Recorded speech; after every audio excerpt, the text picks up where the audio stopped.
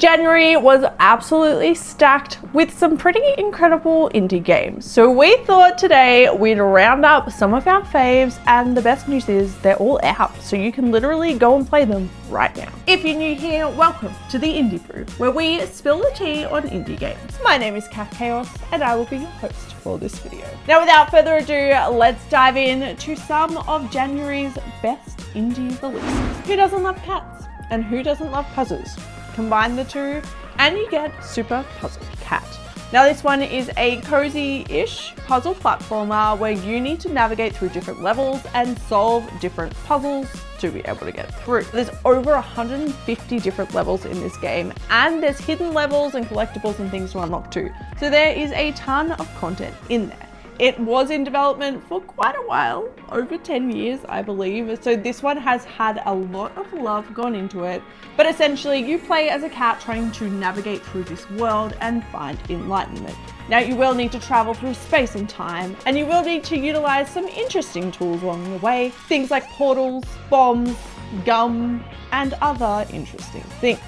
This one also uses save states, so you can save at any point in the level, which means you really can experiment with how you solve some of the puzzles and how you navigate some of the sections without losing your progress and rage quitting the game. This one is available right now and is definitely a perfect puzzle platformer game. Have you ever dreamt of building a floating city? Because this next game lets you do just that. Airborne Empire is a city building game, but you're building a city in the sky. This one still has some of our favorite city building elements, and you'll need to manage resources, build buildings, research things.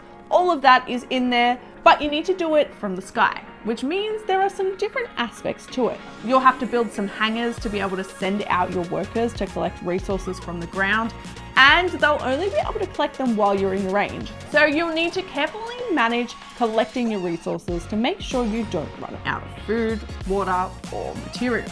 Now, constructing buildings is also done with a bit of a twist in this game, as you need to ensure that you have enough power in your engine to keep your city afloat. That means you'll need to ensure that you have the appropriate lift to be able to carry your city, and you'll need to incorporate things like making sure that your city is balanced so you don't find yourself tipping over to one side. This one is early access, so there still is a lot more to be added, but the core gameplay sees you flying around between different cities and completing different missions, recruiting different workers and people to your city, and it's really addictive. This is definitely one to check out if you love a city builder game. If you're looking for a survival crafter game, but maybe one that is a little bit cozier, then this one is definitely worth checking out. Aloft is a survival crafter sandbox game where you will be thrown into a world full of fragmented islands.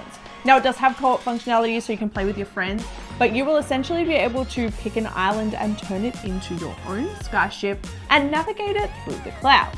You'll have the typical survival crafter mechanics like gathering resources, ensuring you survive, and exploring a world full of vibrant landscapes, different creatures, and cool things to cover. This one is definitely a great one to check out if you're looking for a survival crafter game or something co-op to play with your friends. Wren's Resurgence is a 2D platformer game inspired by Japanese folklore, where you play as Wren, who sets out to save her sister who has been taken away by the yokai.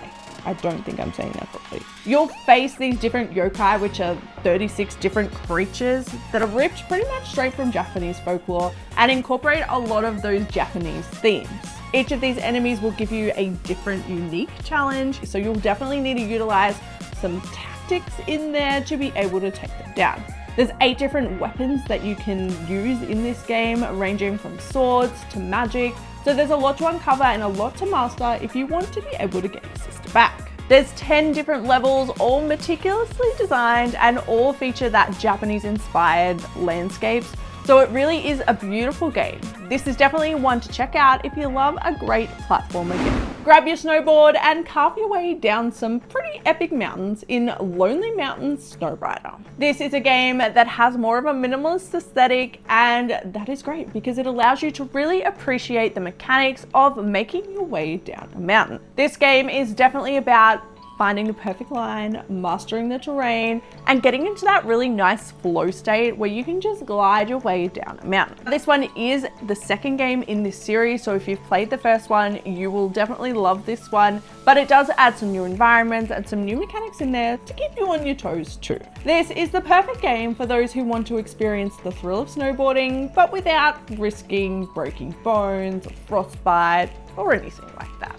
So definitely go and check this one out. If you're looking for an epic action RPG fantasy game, this next one is for you. Eternal Strands blends action adventure gameplay with a rich, fantastical world ripe for exploration. You'll take on the role of a skilled warrior as they battle colossal creatures and unravel the mysteries of a dying land. There is a combat system in this one that utilizes magic as well as hands-on weaponry, and it's really interesting. It also has a lot of climbing. You can pretty much climb anything in this game, so it almost feels like a mashup of Skyrim and Assassin's Creed, but done in almost a Creatures of Ava style of art. There's definitely some really impressive creatures like dragons and other fantasy animals that you'll go up against in a pretty stunning landscape. If you're looking for a challenging action game with a compelling story, a beautiful world to uncover, and some pretty epic boss battles, then this is definitely one to check out. The Orcs are back,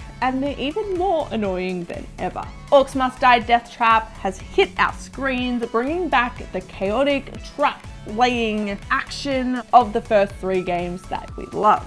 The 4th game in the series sees you step into the shoes of a powerful war mage defending the rift from orc annihilation. This one adds 4-player co-op, which we haven't seen before in this series, allowing you to have that extra set of hands to help defend the castle. There are deeper progression systems that have been implemented, as well as roguelike build options to add that extra bit of spice to the game. And you'll be happy to know there is some really epic outdoor fantasy landscapes in this one too, giving us even more of the orc killing action we love. This is definitely one to check out if you're looking for a great co-op action game with some tower defense-ish elements in there. And of course, it's available now. Chocolate lovers, this next game is for you. Chocolate Factory Simulator lets you live out your Willy Wonka dreams, except minus the Oompa Loompas. This simulation game will see you manage production lines to create the best chocolates around, and you'll need to optimize the recipes, manage your resources, set your prices, and all of those fun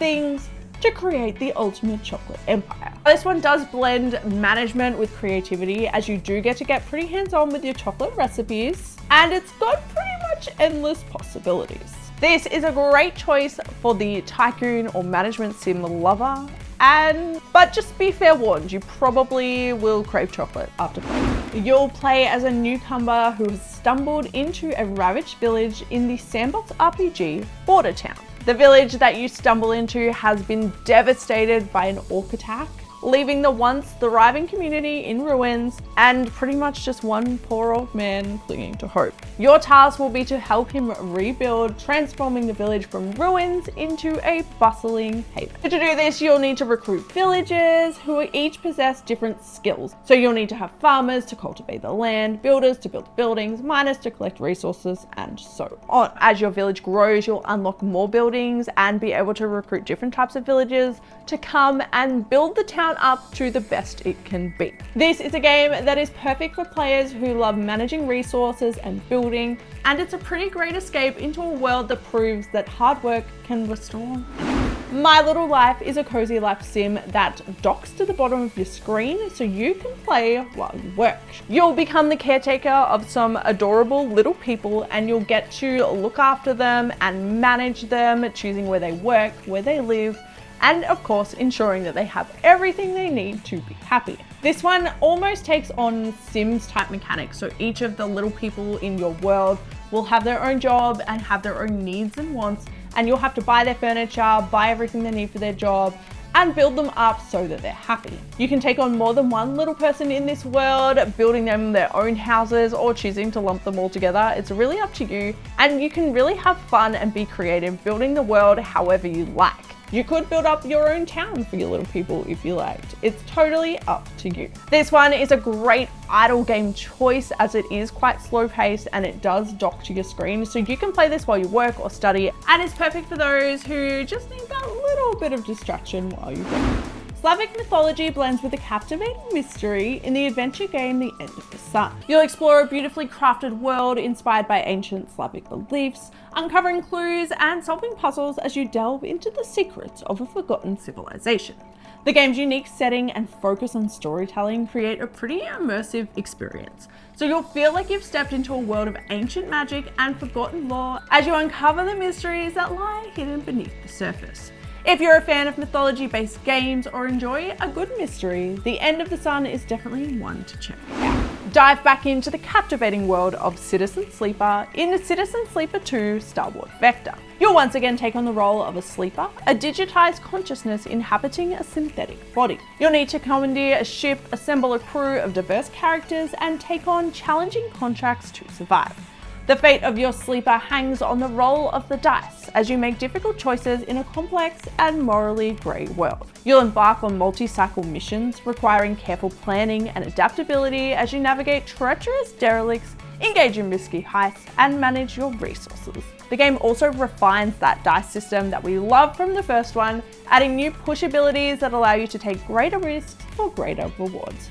You can expect a deep and engaging storyline that will explore themes of identity, free will, and the nature of consciousness, and it's one that will probably stay with you long after you've finished playing. Play as a feline detective in a charming point-and-click adventure, Cat Detective Albert Wilde. You'll find yourself prowling through beautifully illustrated environments, sniffing out clues that others might miss as you attempt to solve mysteries, interrogate suspects, and use your feline senses to uncover the truth. You'll be drawn in by the whimsical world, full of a quirky cast of characters, witty dialogue, and clever puzzles to solve. This is a perfectly charming game that will have you smiling from beginning to end. Now, we don't just have some new releases on the list this month, we also have some games that made their 1.0 debut. So let's go through a couple of them. First up, we have Into the Emberlands, which is a cozy roguelite adventure game where you step into the shoes of a light bearer. Your village has been shrouded by the evil miasma, which pretty much makes everything dark around your village.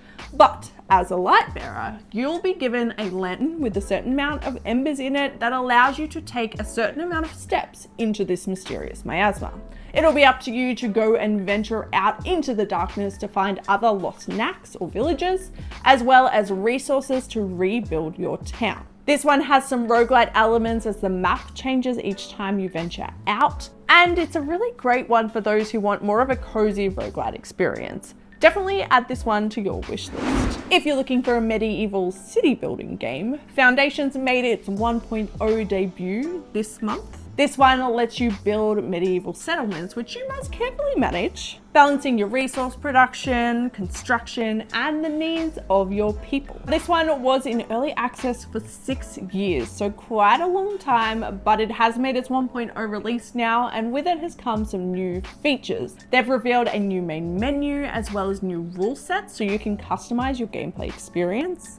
There's also a new heraldry system, which allows you to create your own coat of arms for your city. There's new aspirations, which you can unlock, which help drive your gameplay and inform some of your choices. And there's new and improved village residential tiers, as well as an improved progression system. Oh my gosh, there's so much more. There's also a ton of new building options, new walls, and new military options, literally too much to even list right now. So definitely go and check it out. It is a perfect kind of a laid back medieval builder. Perfect if you're someone who liked Age of Empires for the building side, not the combat.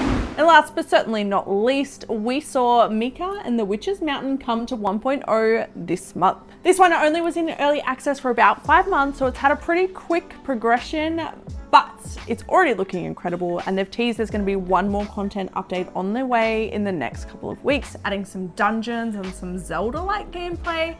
So it's definitely one to check out. If you love games like Kiki's Delivery Service, or you're looking for a cozy exploration game, definitely have a look at Mika and the Witch's Mountain. That is a wrap on some of the biggest indie games that dropped in January. This is something we're going to continue doing, featuring the games after they've already been released, because nobody likes having to wait around for a game to come out. So if you're interested in this type of content, make sure to hit that subscribe button. If you're looking for more indie game recommendations, click here. And until next time, stay caffeinated.